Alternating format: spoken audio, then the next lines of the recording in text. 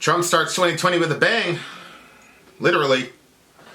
Let's talk about it, y'all. Middle America.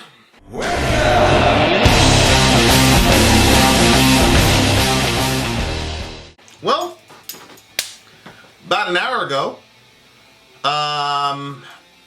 it came out that the Pentagon. I'm at AP right now. This is an article written by Qasim Abdul-Zahra and Zina Karam of the AP. Pentagon says U.S. airstrike killed powerful Iranian general. Now, this dude is a dude that Democrats and Republicans, everybody knows who knows. This dude has American blood on his hands. He's essentially the head of their version of CIA and DevGru combined, basically. This guy was brilliant dude, and used that brilliance to harm us and harm our interests in the Middle East. So there's not a lot of tears being shed for this guy. This is General Qasem Soleimani, the head of Iran's elite Quds force at the direction of President Donald Trump. An airstrike killed Soleimani, architect of Iran's regional security apparatus, at Baghdad's international airport on Friday. Now, obviously, time zone issues, etc., etc. It's Thursday here, but you get the gist. Iranian state television and three Iraqi officials said an attack that's expected to draw severe Iranian retaliation against Israel and American interests. Look, man, an Iranian-backed group went after us a couple days ago, and you want to call it a protest, you want to call it an attack. The fact of the matter is, this protest resulted in the death of an American contractor. And obviously, when you start hearing about embassies getting attacked by roving protesters, which I don't know if you guys remember this, but Mr. Obama tried to blame the Benghazi attacks on a Muhammad cartoon. I don't know if you guys remember that. Even though our intel made it clear that these dudes were planning it for quite some time, he tried to blame it on a cartoon or a movie about Muhammad. And he even said, while Glenn Doherty and the rest of those boys were over there, not even buried yet by their families, he says, "So the future does not belong to those who would insult the prophet." That's what Mr. Obama said. And of course, all of that was revealed to be complete BS. That wasn't the truth. These people saw vulnerability. There was numerous reports and cries for help. None were given by Miss Clinton, who was the Secretary of State at the time, because she was too busy gearing up for the Arab Spring and sticking our nose into situations where it didn't belong, which is why those Glenn Doherty and the rest of those guys died. And so the minute that you as an American see American embassies getting attacked, etc., etc., it immediately creates Benghazi flashbacks. And so, Trump deploys Army Rangers, a couple airborne groups and such down there to protect those guys, which is great.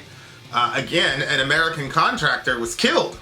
So it's funny, depending on Fox News or CNN, it's protesters with one group and, terrorists attacking another group.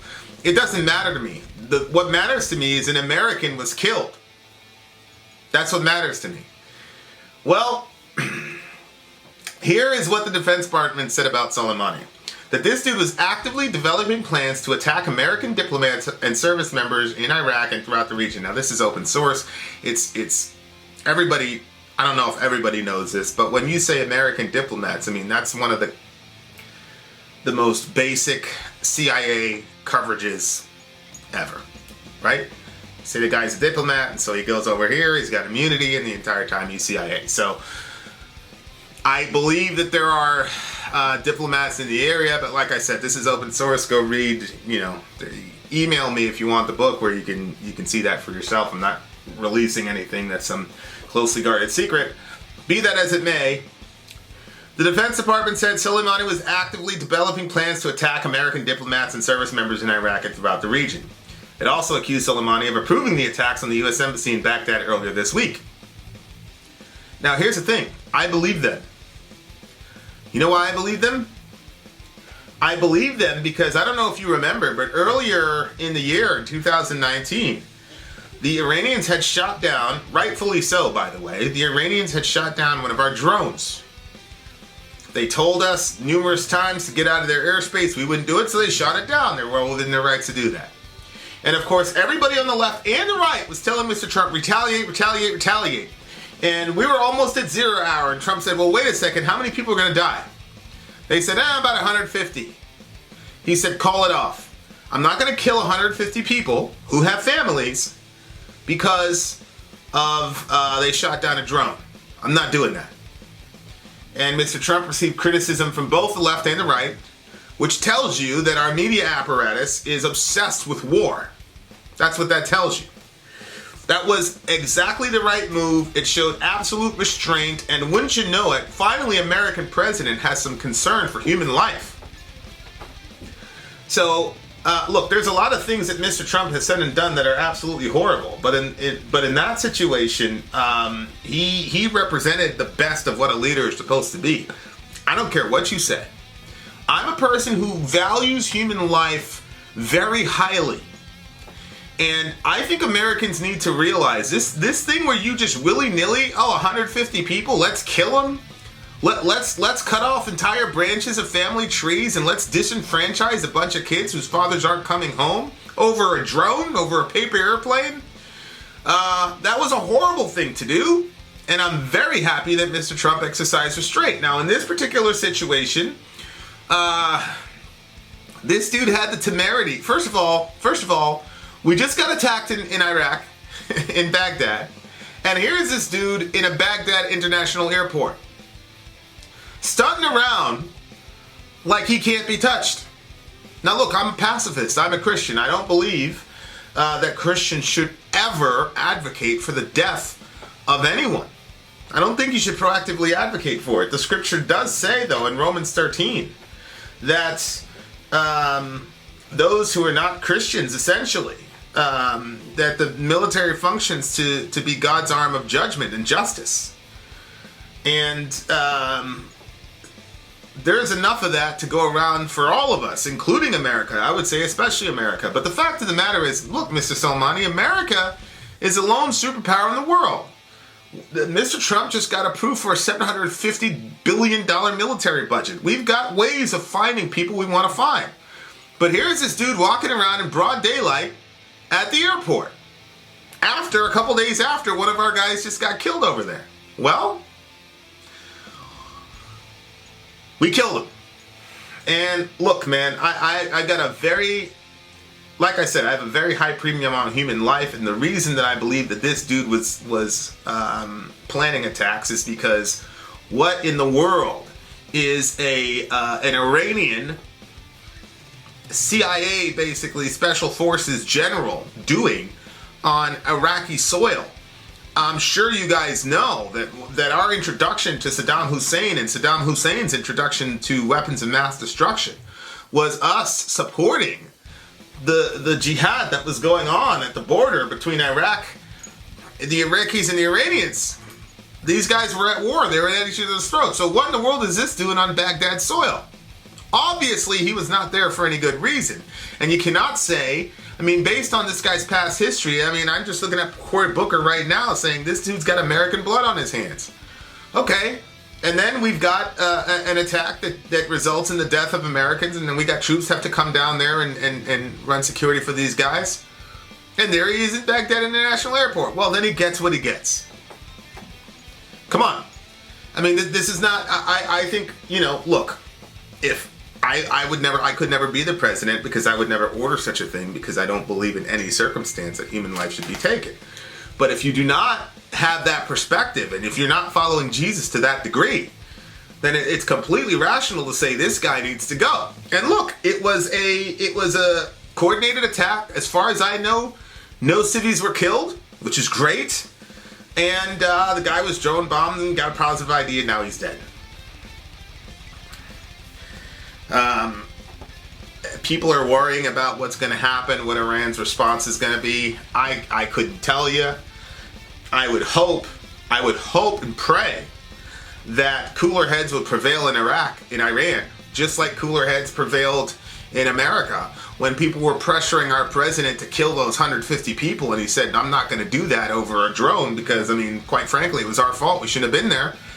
I hope, inshallah, that these same people will say, well, that the president of Iran will say, well, look, he got what he got. Took a risk. He was there. He got killed. It is what it is. But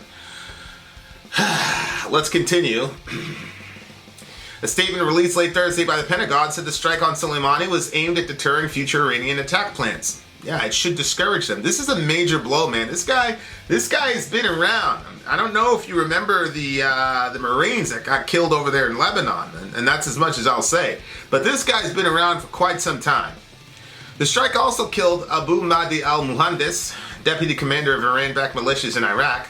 Known as the Popular Mobilization Forces, or PMF, Iraq officials said. The PMF media arm said that the two were killed in an American airstrike that targeted their vehicle on the road to the airport. Now, you got to understand that there are Sunni elements in Iraq and there are Shia elements in Iraq, right? That's why when ISIS, who's a Sunni outfit, a Salafist Sunni outfit, when they invaded Iraq, I don't know if you guys saw those videos of ISIS just like mowing down literally hundreds and hundreds of soldiers in Iraq. That's because they were Shia. They were Shia soldiers, right? So the Sunnis came in and boom. So there is a Sunni and Shia sort of tense living situation in Iraq, and then the Iranians are almost exclusively Shia. Okay, so these guys are bound more so to their version of Islam than to the actual soil. Basically, I'm an Iraqi, I'm an Iranian really doesn't do it for those folks. What does it is I'm Sunni, I'm Shia. Okay, well, here we go. This is why this guy was killed as well. Abu al-Mahdi al-Muhandis, and again, the Mahdi is a major character in Shia Islam. That's a whole different situation. It is also in Sunni Islam, but not to the degree that it is in Shiaism. Okay. Citing a Revolutionary Guard statement, Iranian state television said Soleimani was martyred. He's now a shaheed, inshallah, in an attack by U.S. helicopters near the airport without elaborating. U.S. President Donald Trump, who was vacationing on his estate in Palm Beach, Florida, but sent out a tweet of an American flag. Their deaths are a potential turning point in the Middle East, and if the U.S. carried them out, it represents a drastic change for American policy toward Iran after months of tension.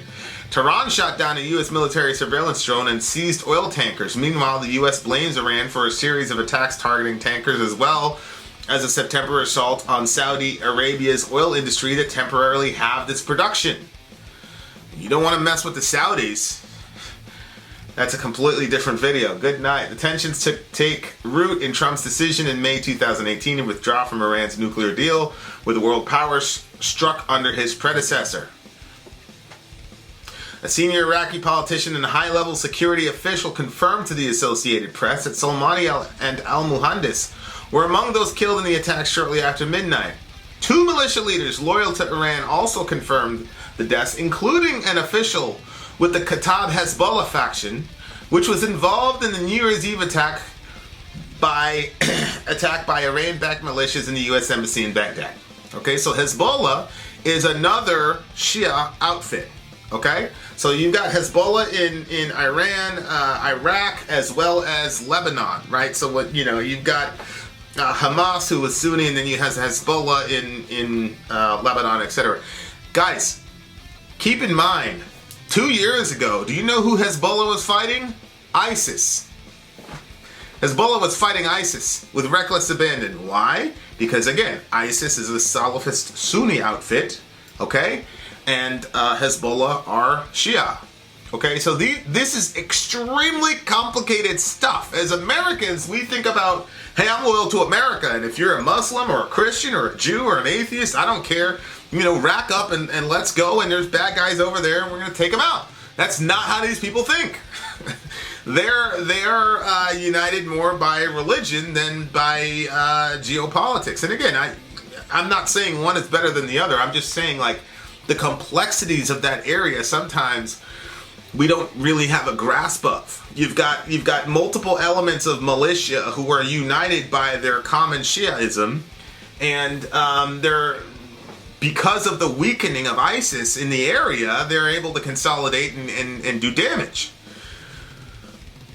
The security official, speaking on condition of anonymity, said al-Muhandis had arrived to the airport in a convoy along with others to receive Soleimani, whose plane had arrived from either Lebanon or Syria. We just mentioned those places. The airstrike took place near the cargo area after he left the plane to be greeted by al-Muhandis and others. Again, Syria is another Shia stronghold, which is another one of the motivations for ISIS fighting Bashar al-Assad. Two officials from the Iraqi Popular Mobilization Forces said Soleimani's body was torn to pieces in the attack. While they do not find the body of al-Muhandis, a senior politician said Soleimani's body was identified by the ring he wore. As the head of Quds, or Jerusalem forces of Iran's paramilitary revolutionary guard, Soleimani led all of its expeditionary forces. Now, Al-Quds is plays a massive role in the Quran and the Hadith. And I'm sorry, but to even name that outfit Al-Quds is basically a declaration that eventually they're going to Islamicize Jerusalem. Now, I've said on this program many times, I do not support what Israel does, what the Israelis do all throughout that area. I think it's horrible what they're doing to those Palestinian people. However, I also believe they have the right to exist. And these people have stated for decades that their final goal is to reclaim or re-Islamicize, because they're of the, and quite frankly, it's an ahistorical belief. I'm sorry, my Muslim friends, I love you, but it's ahistorical. They're of the belief that Jerusalem is actually an Islamic area and all the rest of it. No, historically speaking, Jerusalem has been the capital of Judaism and Jewishness. That's just historical fact. But so they named the group Quds because that is that's a marker for everybody in the know of the Quran and the Hadith that's where they're going to end up. That's where they're going, and obviously it plays a part in Islamic eschatology as well. The official spoke on conditions of anonymity. Look, it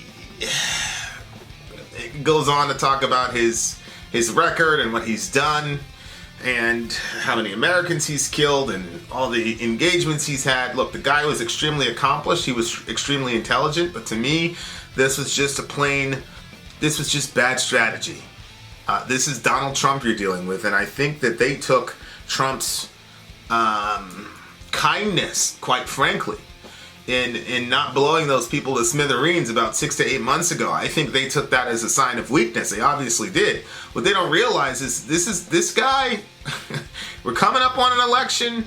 This is the stuff that Trump's base wants to see, and quite frankly, probably some moderates want to see. Nobody liked what happened in Benghazi. Everybody was upset about it. I remember exactly where I was. I was away from home, I'll say it that way. It was a very, very terrible situation. And the thing that made it worse was because it was completely and totally preventable. So, this was a severe, severe miscalculation. You know, they always tell you have to take risks and things of that nature. And, you know, guys like that, you know, special operators and intelligence guys, they always take risks, but you got to be calculated. You can't go out in broad daylight 2 or 3 days after an attack on U.S. interests and then just strut around in broad daylight and expect that you're not going to get touched. You got Republicans in office, man. Look, the Republican Party is the same party that went into Iraq on completely false pretenses. You think they're going to hesitate to actually kill you just because Trump didn't do it the first time? I hope that the Iranian response, I hope they throw out a lot of bluster, and I hope they threaten us and say whatever, but they're not really going to do anything. I think it would be completely irrational for these guys to actually start a problem with us. from a secular perspective, we are well within our rights. Even from an Islamic perspective, I can show you hadith after hadith where something like this happened. It's basically like, all right, we're even. They should just let this go, man. You guys should let this go.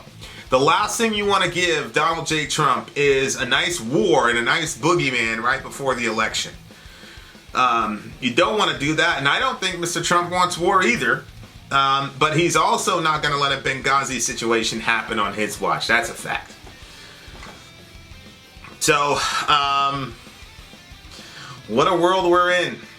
What a world we're in, guys. Buckle your seatbelts. 2020 is not going to be boring.